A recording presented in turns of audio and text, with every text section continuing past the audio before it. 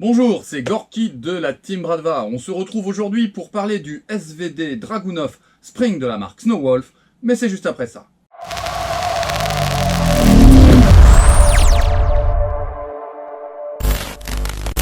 En introduction, bien sûr, je souhaiterais remercier Airsoft Entrepôt qui m'a prêté cette réplique pour que je puisse en faire la revue.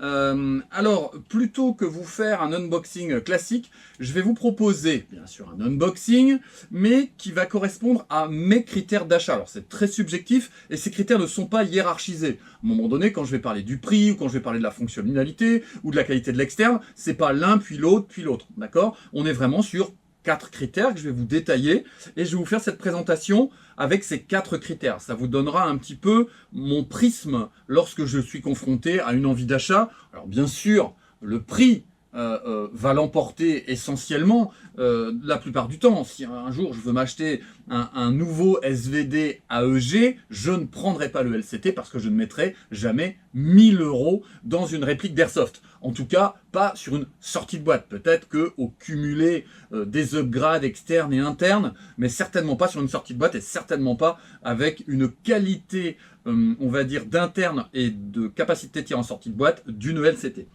Bien, alors, ces 4 critères sont lesquels? Le premier critère, ça va être la qualité de l'externe. Donc, est-ce que ça ressemble vraiment au premier coup d'œil? On se dit, oui, là, franchement, on a l'impression d'avoir l'arme véritable dans les mains. Est-ce qu'on a des cotes qui sont compatibles avec l'arme véritable? Est-ce qu'on a un poids qui s'approche?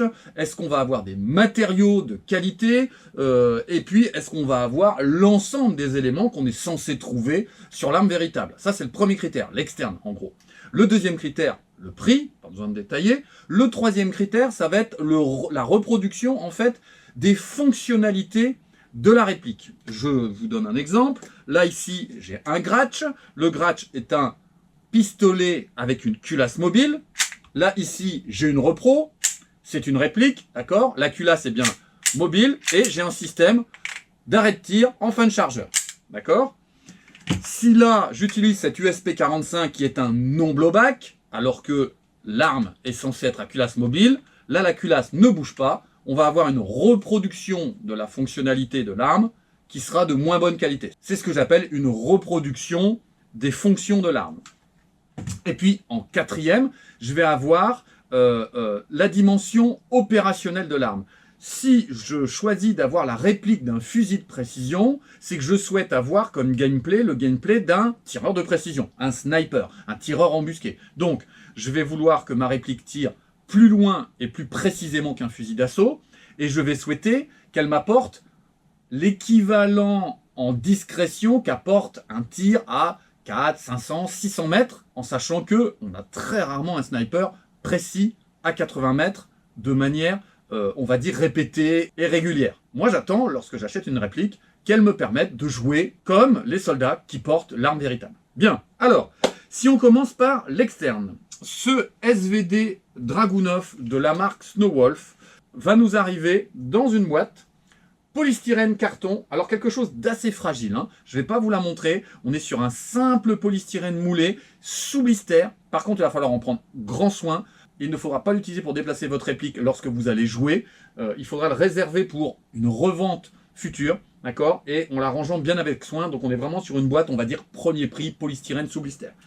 Lorsqu'on sort le fusil de précision, ce SVD Dragunov, moi, première chose, j'aime beaucoup la finition de l'ABS, puisqu'on est sur, on va dire, une version modernisée, avec des garnitures en ABS noir. Alors, c'est pas un point négatif pour l'externe. Moi, sur ma table, je vous montrerai tout à l'heure, j'ai la version bois. Mais si on veut avoir, si on a une tenue un petit peu plus moderne ou qu'on veut jouer un gear beaucoup plus moderne, ça n'est pas le signe d'une moindre qualité que d'avoir des garnitures en ABS. Bien sûr, lorsque l'on fabrique des pièces d'airsoft, ça coûte moins cher bien, de poser des garnitures en ABS que de poser des garnitures en bois. Les plastiques sont plutôt bien finis, on n'a pas de souci de moulure. Je ne vois aucun marquage, ni marquage RS, ni marquage concernant la marque Snowwolf. Donc on va avoir quelque chose de tout à fait anonyme, ce qui n'est pas forcément un point positif lorsqu'on aime les reproductions tout à fait Exact. Si on fait un petit arbitrage à l'aimant, puisque je vous ai dit que les matériaux étaient importants, alors devant le cache-flamme, on n'a pas d'acier. Tout ce qui est organe de visée, canon, tout ce qui est tube récupérateur de gaz, pas d'acier. Tout ce qui est bague de fixation, non plus. La hausse derrière, non plus. Le levier d'armement, non plus. Le top cover va être en acier, ainsi que le sélecteur de tir. Le chargeur est en acier. Le corps n'est pas en acier. Là, ici, la patte de rétention du top cover, non plus. On va avoir un ponté en acier. La queue de détente n'est pas en acier. Et à l'arrière, la plaque de couche n'est pas en acier non plus. Donc, si on résume, on va avoir le sélecteur de tir, le ponté et le top cover. Tout le reste, on est sur du métal non ferreux. D'accord? Alors, ça va amener un gain de poids, bien sûr, mais ça va aussi apporter des limites sur la question de la solidité. Donc, on va dire que sur les matériaux, on n'est pas sur quelque chose de forcément très qualitatif. Sur la question des cotes maintenant. Alors, sur la question des cotes, on est sur un SVD Dragunov qui fait 1250, donc 1,25 m, d'accord? Il faut savoir que le vrai SVD Dragunov fait 1,22 m à peu près. Donc, on est dans une version qui fait 3 cm de plus que la vraie version. Ok? Alors, moi, j'ai sur la table ici, j'ai un SVD Dragunov SET. Le SET va être, si je ne fais pas tout tomber, voilà, le SET va être 1 cm plus long, et ce centimètre plus long, ça va être 1 cm de canon en plus. D'accord? Or, il va se retrouver avec une cote nettement supérieure à celle du RS. Donc, on va dire que c'est plutôt un bon point, puisqu'avec celui-ci, avec le Snowwolf, on se rapproche de la version RS. Et franchement, avoir une longueur de canon moins importante, vu la canne à pêche, c'est pas franchement très grave. Alors, la prise de visée est plutôt aisée, et elle est favorisée par l'absence, très remarquée, ici, de l'appui-joue. Et oui, c'est un fusil de précision qui devrait être livré avec un appui-joue. Alors, l'appui-joue, c'est ce que vous avez ici, là, sur le mien, et qui est livré quasiment avec tous les SVD Dragunov. Bien sûr, lorsque j'ai mon appui-joue, je ne peux plus utiliser les organes de visée classiques, sachant qu'ici, moi, j'ai démonté le mien pour poser ma POSP. Sur ce Snowwolf, vous allez devoir retrouver en aftermarket, si vous réussissez à trouver quelque chose de compatible. Moi, j'ai un petit peu fouiné, j'ai un petit peu testé, les CIMA ne passent pas, les SCT ne passent pas. Donc, si vous voulez à un moment donné avoir un appui-joue pour cette réplique, il va falloir faire du petit bricolage. Peut-être récupérer un appui-joue de chez CIMA ou de chez SCT, et puis retirer le système mécanique et faire un scotchage. Alors des fois c'est un petit peu crado, ouais, sauf que ça ressemble en fait au terrain, donc il ne faudra pas hésiter à faire un petit bricolage. Ce sera quand même beaucoup plus agréable quand vous aurez la poste bien haute comme ça qui va arriver à ce niveau-là. Je vous montrerai tout à l'heure. C'est quand même beaucoup plus agréable à un moment donné de pouvoir appuyer la joue. Alors c'est pas totalement gênant puisque c'est pas une arme, il n'y aura pas de recul, c'est un petit confort et puis le visuel c'est quand même un petit peu plus sympa quoi. Je vous montre à la caméra là ici le garde-main, regardez, un noir très soyeux, il fait pas du tout brillant comme j'ai pu avoir parfois sur certains SVD. Donc ça c'est plutôt sympa, il est très smooth, il fait vraiment qualitatif pour le coup, donc ça c'est vraiment cool. Sur la question du réalisme toujours de l'externe, on va se retrouver avec un SVD Dragunov qui va peser 2,940 kg, soit 1,360 kg de moins que le vrai qui est à 4,3 kg non chargé. Donc on va avoir un gain de poids considérable. Ouais, sauf que vous allez rajouter les organes de visée et on va monter nettement au-dessus de 3 kg sans souci. Bien, ça c'était pour la partie 1, d'accord? Pour la partie aspect extérieur. Moi je vais dire que sur l'aspect extérieur, c'est plutôt pas mal, d'accord? Mais on va avoir le gros souci de l'appui-joue. Je ne comprends pas qu'on ne livre pas un appui-joue, encore une fois. Je ne vois pas où est le problème, je ne vois pas pourquoi ce serait si cher de rajouter un appui-joue. Ça va pouvoir en bloquer certains. Moi, à titre personnel, s'il n'y a pas l'appui-joue, ça me pose un vrai souci.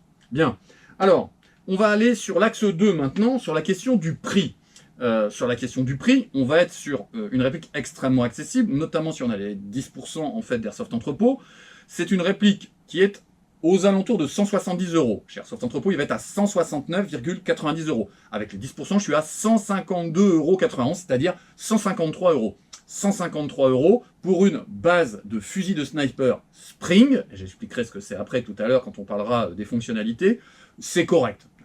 On est au-dessus d'un VSR10 classique, je ne parle pas des Tokyo Marui, mais classiques, qui vont être à 115, 120, 130 €, voire un petit peu moins, mais on va dire que c'est correct pour un SVD avec ce type de finition. La longueur du canon interne est de 575, d'accord, ce qui va vous permettre, eh bien, lorsque vous aurez fait un upgrade, d'avoir une précision et une portée tout à fait intéressante. Sur la question maintenant de la reproduction du fonctionnement de l'arme. Le SVD Dragunov est un fusil de sniper semi-automatique. Qu'est-ce que ça veut dire? Eh bien, vous allez armer et chambrer la première balle. Vous allez pouvoir disposer des 5 ou 10 munitions disponibles dans le chargeur sans avoir à réactionner le levier d'armement. Vous allez pouvoir actionner la queue de détente 5 fois de suite ou 10 fois de suite. C'est pour ça qu'il a été créé, pour, dans les combats urbains, par exemple, quand il y a besoin d'envoyer plusieurs coups de suite pour se dégager, ou parce qu'on aurait un groupe qui se présente, eh bien, plutôt qu'un fusil à verrou, on aura la possibilité donnée par le fonctionnement de la récupération des gaz, et donc de pouvoir tirer en semi-automatique. Bien, lorsqu'on a un AEG, là, vous voyez, c'est complètement factice. Là, ici, on actionne le levier d'armement, en s'arrachant la main d'ailleurs au passage, et on va juste dégager la molette du réglage de la contrainte du jouant pop, mais on ne va pas chambrer de projectiles. On ne va pas chambrer de billes en l'occurrence. Là, ici, je vais mettre mes petites lunettes. Sur un spring, l'énergie qui va permettre de faire reculer le piston ne sera ni empruntée à une batterie pour les AEG, ni empruntée à du gaz sur tout ce qui est GBBR. Là, ça va être l'action manuelle du joueur qui, en actionnant le levier d'armement, va pouvoir, ici, alors évidemment, si je suis en sécu, ça ne va pas marcher, voilà, va pouvoir armer, chambrer, tirer. De ce point de vue-là, sur le fonctionnement et la reproduction du fonctionnement, c'est très sympa parce que on est bloqué en sécu, là, on se met en position de tir, on arme, on chambre la bille, et on peut tirer. Sauf que là, s'il devait être reproduit le fonctionnement de l'arme, eh bien, je devrais pouvoir continuer à tirer. Or, c'est ça, eh bien, une réplique Spring, c'est que systématiquement, je vais devoir réarmer, tirer, réarmer, et tirer. Or, le levier d'armement, ici, n'est pas fait pour. Il n'est pas fait pour. C'est un levier d'armement de type AK, vous voyez, regardez. Même si sur cette version Snowwolf, il a été adouci et surdimensionné, il est beaucoup moins agressif que sur mon AEG.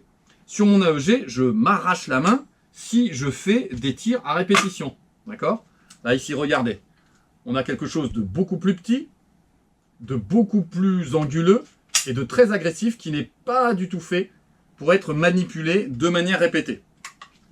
Je vais le poser derrière, il m'encombre. Voilà, s'il ne veut pas se casser la figure. Tac. Voilà, donc là, je pense que artificiellement, ils ont fait en sorte d'arrondir un petit peu les angles et de faire en sorte qu'on ait un gros levier d'armement. Alors, je vous le dis, bon an, mal an, il va falloir utiliser des gants et je pense qu'il va falloir bricoler.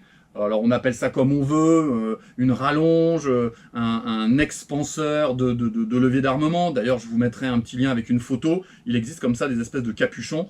Bien sûr tout ce qui est capuchon de ce type là qu'on met sur un levier d'AK, malheureusement ne passera pas sur ce type de levier d'armement parce qu'il est beaucoup trop gros. Voilà, et vous ne pourrez pas adapter le bouchon classique qu'on peut voir sur les AK tacticalisés.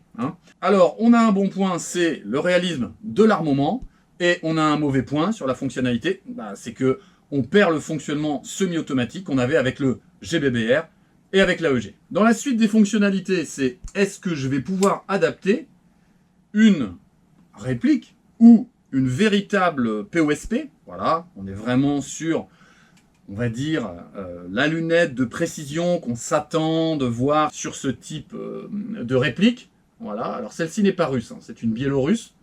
Ça n'est pas une repro, c'est une vraie. voilà, que j'ai acheté il y a presque 10 ans, et qui ne s'adapte pas sur toutes les répliques. Alors, je l'ai laissé régler, parce que bon, c'est tous ceux qui ont l'habitude des postes, c'est une misère pour que ce soit parfaitement réglé, que ça ne bouge pas du tout, parce que sinon on a des problèmes de parallaxe. Donc, moi ce que je peux vous montrer, c'est que elle s'engage sans souci. D'accord? Elle s'engage sans souci. Voilà. Mais là, je ne l'ai pas serrée. D'accord? Donc là, elle bouge. Oui, elle bouge. Il suffit de la serrer plus, mais elle passe. Elle passe sans problème. Voilà. Elle s'accroche et elle passe. Et donc, vous allez pouvoir adapter de la POSP RS. Regardez ce que ça donne. Ça a quand même de la tronche. Il n'y a rien à faire. Ça a quand même de la tronche. C'est vraiment très sympa. Par contre, comme je ne l'ai pas réglée, je ne peux pas vous dire si elle va se zéroter. Et non, c'est pas parce qu'on peut la positionner que forcément on peut la zéroter. Sur mon AEG, par exemple, c'est très problématique. D'accord? Donc, ça passe, mais je ne garantis pas, j'ai pas dit que vous pourrez ensuite la zéroter. À voir entre vous pour ceux qui ont déjà ce type de matériel. Mais bon, voilà, je vous le remontre parce que c'est vraiment, moi je trouve, fantastique au niveau du look. Regardez le look de la réplique lorsque vous avez la POSP dessus. Voilà, je ne sais pas si vous voyez bien comme ça. On est sur quelque chose qui est vraiment très très sympa. Et au niveau du poids, c'est pas terrible. Hein. C'est pas insurmontable parce que justement la réplique de base est beaucoup moins lourde bien sûr que la LCT par exemple. Hein. Donc ça c'est un point positif sur la fonctionnalité. Vous pourrez adapter eh bien, une POSP RS. Au passage, je vous fais un petit démontage pour vous montrer ce qu'on va avoir sur l'interne. Vous savez que moi je ne démonte pas les répliques que l'on me prête. C'est un engagement que je prends vis-à-vis des followers mais aussi vis-à-vis d'Airsoft Entrepôt. Mais voilà, il y a des petites choses que vous allez voir apparaître qui sont un petit peu sympas. Là, ici, vous allez baisser ce petit levier ici, là. Ce qui va vous permettre de dégager le top cover de manière relativement facile. Parce qu'en fait, il n'y a qu'une petite patte à l'avant. Voilà. Voilà, je dis relativement facile. Voilà, il ne vient pas. Et vous allez voir, ici, le ressort, ici, ça c'est le ressort qui va actionner le piston. Et vous allez pouvoir observer un certain nombre de pièces. Le bloc hop-up en aluminium, avec au-dessus le réglage de la contrainte du hop-up. Et de l'autre côté, ici, vous allez observer les différentes parties, pistons et cylindres. Donc, pas mal de parties en alu et qui vont avoir forcément plus de longévité, notamment lorsque vous allez devoir changer le ressort. Et oui, et le ressort, on va en parler tout de suite sur la question de l'item numéro 4, à savoir la capacité de cette réplique à nous permettre de jouer comme si on avait l'arme véritable. Donc là, j'ai dit tout à l'heure, une portée supérieure au fusil d'assaut, une précision supérieure au fusil d'assaut, et d'une façon ou d'une autre, une forme de discrétion, comme si on tirait à 6 ou 800 mètres. D'accord? Ce qui est impossible, bien sûr, en airsoft. Alors, le souci, c'est que on a un tout petit ressort qui est installé dessus. Ce ressort va faire que je tire lorsque le hop-up est à 0, hein, je suis entre 298 et 302 FPS. 298 et 302 FPS. Il faut savoir quand même que la législation en France m'autorise à aller à 450 FPS avec un spring comme ça au coup par coup. 450, d'accord? Donc il me manque 150 FPS. C'est considérable. La conséquence, c'est même en optimisant, en ne prenant que de la bille à 0,25, je suis à peine 40 mètres précis. À peine 40 mètres précis. Aujourd'hui, on va avoir la plupart des AEG qui, en sortie de boîte, on va avoir un AEG, on va dire, de qualité moyenne, il va être à 50 mètres. D'accord? Dès qu'il est touché par nos techniciens, on est à 60 mètres. Un fusil de sniper, au coup par coup, à 40 mètres, c'est pas possible. C'est pas possible. D'accord? Donc, en sortie de boîte, on ne peut pas jouer ce fusil comme fusil de précision, d'autant qu'il est au coup par coup. C'est pas possible. Ça veut dire que, à minima, il arrive, changement de ressort. Immédiat. D'accord? Le custom, il est très personnel. On en parlait avec Nikolai, que je salue, notre technicien. Il est très très personnel. Il y a un certain nombre de sites qui vont vous permettre de changer. Alors, le joint, la chambre hop-up, ce genre de choses. De ce que je vois et que j'observe et que j'ai montré et discuté avec mon technicien, là, on va être sur le joint, l'appui, le ressort, déjà, pour commencer, peut-être un canon de précision, mais déjà, le joint, l'appui, le ressort. On est sur des pièces pas chères. Toutes les autres sont des pièces en aluminium qui, a priori, sont faites pour encaisser des contraintes mécaniques importantes. Donc, il ne faut pas non plus se mettre à acheter tout n'importe quoi. Pour ceux qui l'achètent, commencez par joint, appui et ressort. Voyez ce que ça donne. Et je pense qu'on aura une très bonne base pour un fusil de sniper. Mais là, en sortie de boîte, on ne peut pas jouer. C'est pas possible. 40 mètres, c'est pas possible. D'accord ? L'intérêt d'un fusil Spring, et même s'il n'aura pas la capacité de tirer en semi-automatique comme un AEG ou un GBBR, eh bien, c'est que lorsque vous aurez actionné le levier d'armement, et franchement, ça va se faire de manière relativement smooth, voilà, il y a un petit clic à l'arrière, puis vous allez raccompagner la culasse pour que ça ne fasse pas de bruit, vous allez avoir un tir relativement étouffé, il y a quand même un claquement métallique, mais ça ne fera jamais autant de bruit que le claquement de la culasse d'un GBBR ou le fonctionnement d'une gearbox d'AEG. Alors, ce qui m'alerte un petit peu aussi, moi, c'est la qualité des peintures. Là, ici, vous voyez, il a été très peu manipulé. On a ici une première marque. Vous le verrez peut-être ici sur cette pièce métallique rouge, aussi une petite marque de contrainte. Et on va avoir ici aussi la peinture qui marque pas mal. D'accord ? Donc on a une peinture un petit peu fragile. Alors, si on fait un petit peu le résumé. Axe 1, critères externes, moi je le trouve plutôt pas mal réussi, plutôt mieux en termes de code que le Syma, mais il n'y a pas d'appui-joue, c'est dommage.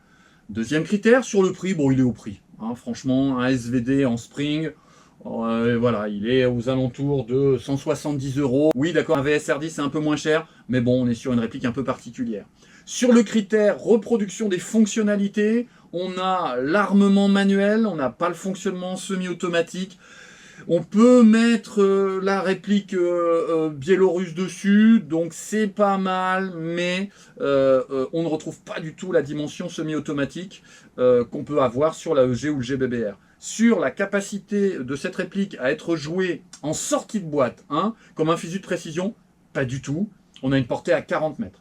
Par contre, sur la capacité optimisée de cette réplique, donc qui, sans faire un upgrade forcément très élevé, va aller prendre une grande distance, sur lequel on peut mettre une POSP RS, sur laquelle on peut bricoler un appui-joue, ou jouer sans, franchement, et avec laquelle on va pouvoir avoir de la discrétion, puisque à défaut de tirer à 800 mètres, on est très peu audible, on a une très bonne base, me dit mon mécanicien, on a une très bonne base pour faire un fusil de précision de qualité, et en ne partant pas bien sûr d'un SRS à 500 €. Vous voyez le delta, quand on est à 170, le budget que l'on a pour investir dans de l'upgrade, il n'y a pas de souci, on peut même mettre quelques pièces PDI, on a de la marge, si on a 200 ou 230 € d'upgrade possible sur ce type de réplique, on a pas mal de marge.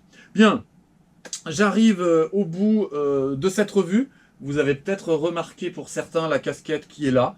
Je vous ferai une petite revue pour parler de ce tissu et de ce camo qui est pour moi aussi rare et cher, voire introuvable que la licorne dans la forêt de Fontainebleau.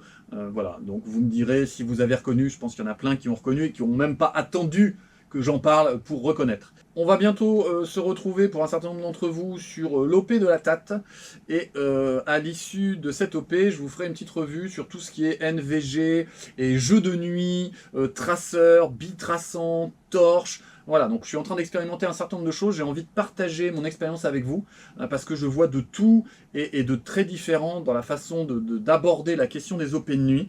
Et donc voilà, je vais poser un petit peu ce sujet avec vous. D'ici là, écoutez, faites attention aux très fortes chaleurs, continuez à jouer beaucoup, hydratez-vous beaucoup, hein, encore une fois, j'ai l'habitude de le dire, c'est un loisir, on doit se faire plaisir, on doit se mettre en sécurité, on ne doit pas se faire mal, on évite de faire des malaises, on s'alimente bien, on se surhabille pas, on se surcharge pas, surtout quand il fait 30 degrés comme aujourd'hui, et puis on prend plaisir. D'ici l'OP de la TAT, prenez soin de vous, et à très bientôt. Allez, au revoir.